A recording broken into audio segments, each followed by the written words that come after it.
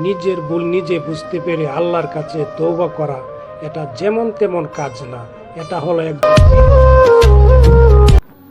বিপদ যতই বড় আসুক না কেন, যখন আল্লাহর উপর ভরসা রাখবে ইনশাআল্লাহ তখন তিনি উদ্ধার করবেন। ওই সময়টা কতটুক অসহায় ঠিক তাই না? যখন মানুষ সওয়াবের আশায় তোমার আমার কবরে মাটি ফেলবে। আল্লাহ তাআলা 7 সমুদ্র বানিয়েছেন, কিন্তু তিনি ভালোবাসেন তোমার ওই এক ফোঁটা চোখের পানিকে। মাটির দেহ নিয়ে তুমি করিও না বড়াই, যাকে তুমি আপন ভাবো সে হবে পর, আপন হবে নামাজ রোজা অন্ধকার কবর। তুমি দুনিয়াতে সবকিছু পেয়ে গেছো, কিন্তু আল্লাহকে পাও নাই, তবে তুমি কিচ্ছু পাও নাই। সবাই বলে ভালো হয়ে যাব, কিন্তু এটা জানে না সে ভালো হয়ে যাবার আগ পর্যন্ত সে বাঁচবে কিনা। জীবনকে তুমি আল্লাহর রাস্তা বিলিয়ে দাও, ইনশাআল্লাহ কখনো তুমি ব্যর্থ হবে না।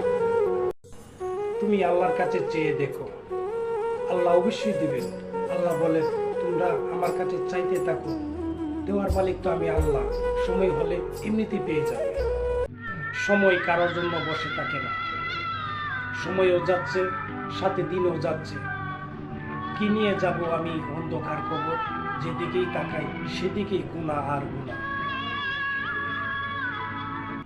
যতই দুঃখ আসুক না কেন কখনো নামাজ পড়া বন্ধ করবেন না, কারণ নামাজে আছে সব সমস্যার সমাধান এবং সীমাহীন শান্তি।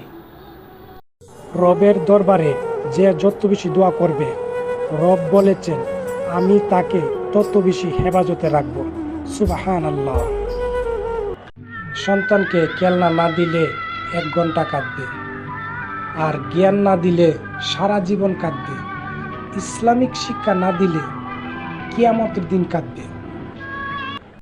হারামের পথে হাঁটলে হয়তো দুনিয়াতে কিছু শান্তি পাবে, কিন্তু আখিরাত নষ্ট হয়ে যাবে।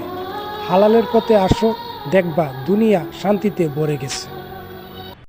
পৃথিবী যদি ভুলে যায় চিন্তা করবা না, তোমার রব তোমাকে কখনো ভুলবে না। ভাবতেই অবাক লাগে, এই সুন্দর চেহারা একদিন মাটির সাথে মিশে যাবে, পোকামাকড় খাবে। তারপরেও মানুষের কত অহংকার। জানাজাটাও কান্দে করে বদলায় বদলায় নেওয়া হয়, আর সেইখানে আপনার সাথে কেউ সারা জীবন থাকবে সেটা মনে করাটাও ভুল। মৃত্যু মানে কবর নয়। কবরে দাফন করা দেখেছ, কিন্তু কবরের আযাব দেখুনি। পৃথিবীতে যদি কষ্ট কাউকে দিয়ে থাকি, ওইটা আমার মাকে দিয়েছি।